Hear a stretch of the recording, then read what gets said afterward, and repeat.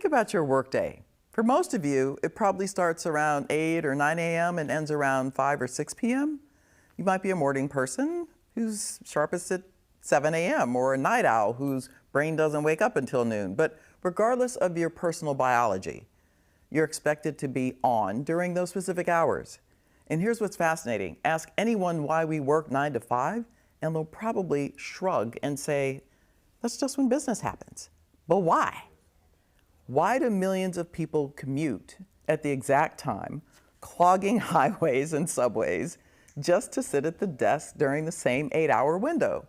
Right now, research suggests that traditional 9 to 5 schedule aligns with only 25% of people's natural productivity rhythms.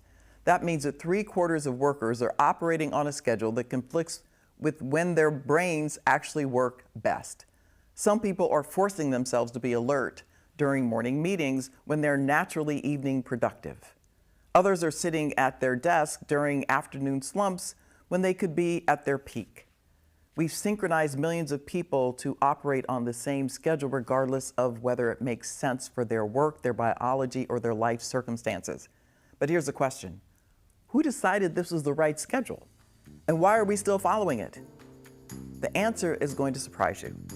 Hi, I'm Ginny Clark. After 2 decades recruiting executives for Google and Spencer Stuart, I walked away to focus on something I think matters more.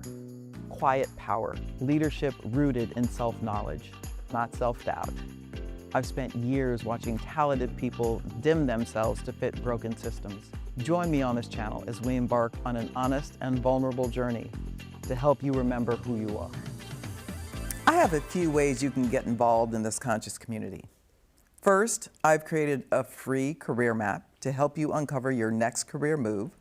Second, I've created exclusive content for you with a community of like-minded leaders. And lastly, I send out a free newsletter every other week. To learn more, check out the description of this video. The 9 to 5 workday wasn't designed around human productivity or even around the needs of most businesses. It was invented by railroads in the 1800s because trains needed to run on a coordinated schedule. And somehow we've organized our entire society around the operational requirements of 19th century locomotives. Before we talk about how business hours emerged, we need to understand what came before. For most of human history, people worked according to natural rhythms, daylight, seasons, the demands of specific work. Farmers worked dawn to dusk during planting and harvest seasons, but had much lighter workloads during winter. Craftspeople worked at their own pace, taking breaks when needed. Merchants opened their shops when customers were likely to come by, which varied by location and season. There was no concept of everyone working at the same time. A baker might start at 4 a.m. to have bread ready for morning customers. A tavern owner worked evenings. A blacksmith worked whenever someone needed a horse shod. Work happened when it needed to happen. And then came the railroads, and they had a problem that no one had faced before. They needed to coordinate movement across vast distances with split-second precision. If a train leaving Boston at 8 a.m. was supposed to connect with a train from New York in Hartford, those times had to be exact or the whole system failed. But here's the other thing that is hard for us to understand today. Before railroads, time itself wasn't standardized. Come on, tell me you didn't know that. I didn't. Cities and towns set their own clocks based on local solar noon. When the sun was directly overhead, that was 12 o'clock, which meant that noon in Boston was actually several minutes different from noon in New York. This chaos was fine when travel was slow. If your stagecoach arrived a few hours late, no one was surprised. But railroads couldn't function this way. They needed everyone using the same time synchronized across hundreds or thousands of miles. So in 1883, American railroads essentially forced the country to adopt standardized time zones.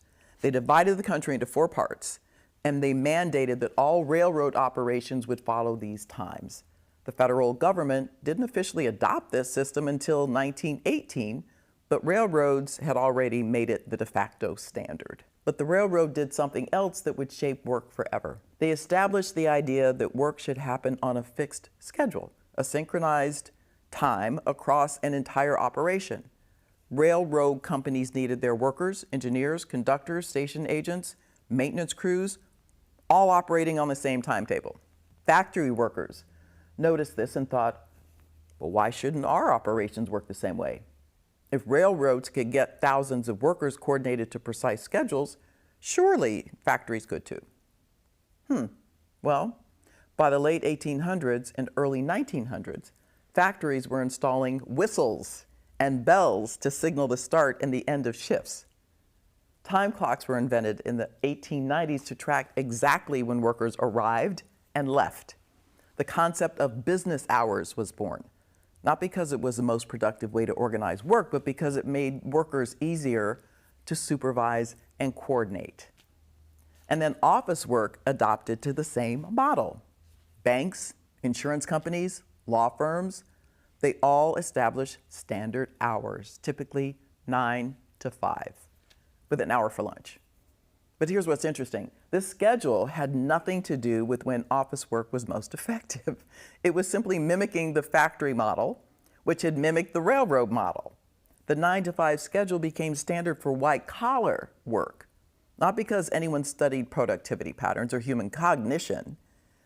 It became standard because it was administratively convenient. Everyone in the office at the same time meant easier meetings, simpler coordination, and straightforward supervision. And after World War II, the 9 to 5 schedule became even more entrenched as suburbs expanded. The entire infrastructure of American life was built around it. Rush hour, traffic patterns, school schedules, TV programming. Even when stores open, we created a society where everything operated on the assumption that adults worked from 9 to 5. And here's where it gets absurd. We're now in an era where most knowledge work doesn't require physical presence or synchronized schedules. You can send an email at midnight and someone can still read it at 8 a.m. You can collaborate on documents asynchronously. Video calls can be recorded and watched later. Yet we're still organizing work as if we're all operating machinery that needs to be run continuously during set hours, or as if we're coordinating train schedules that require split-second timing. So, once again, I asked AI systems to analyze productivity data and human biology to answer this question. If we're designing work schedules from scratch today, what would they look like? The responses were fascinating, and you guessed it, pretty damning of the 9 to 5 model that we're still using. So first, AI pointed to extensive research on chronotypes, the biological differences that make people morning-oriented and others evening-oriented. These aren't preferences or habits, they're genetic. About 40% of people are morning types, that'd be me, 30% are evening types, and 30% are somewhere in between. By forcing everyone to work the same hours, we're guaranteeing that a large percentage of workers aren't operating during their biological low energy periods. One AI analysis calculated the productivity loss from chronotype mismatch and estimated it costs billions in lost output annually. But check this out. AI suggested that the 9 to 5 schedule isn't just inefficient for individual workers, it's terrible for society. Rush hour congestion, overcrowded public transit, peak electricity demand, even peak pricing for childcare.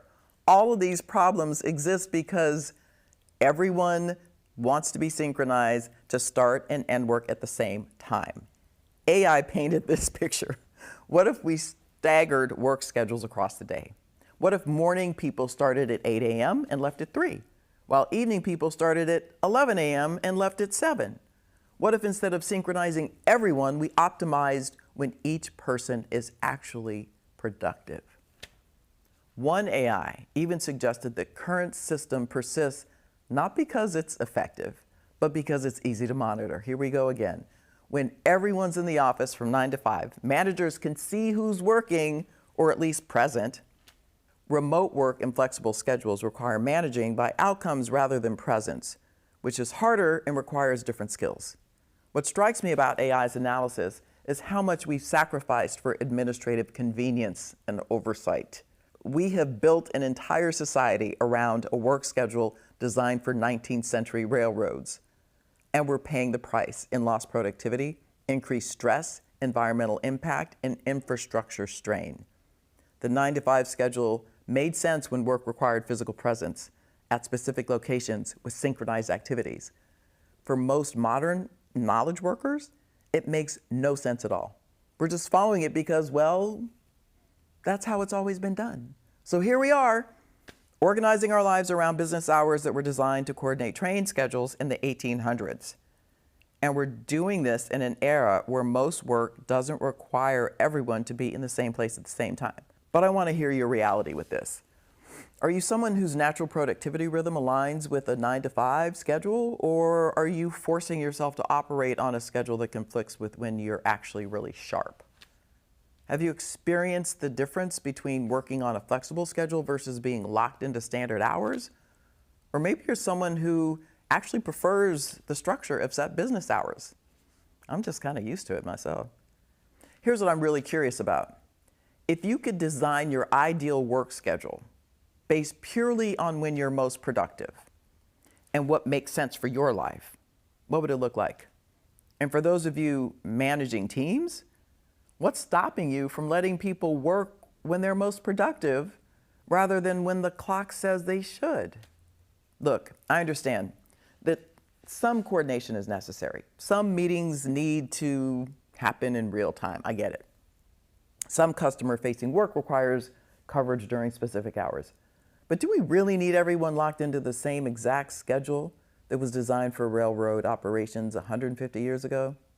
Maybe it's time we questioned why we're all commuting at the same time, sitting at desks during the same hours, and pretending that productivity happens on a synchronized clock.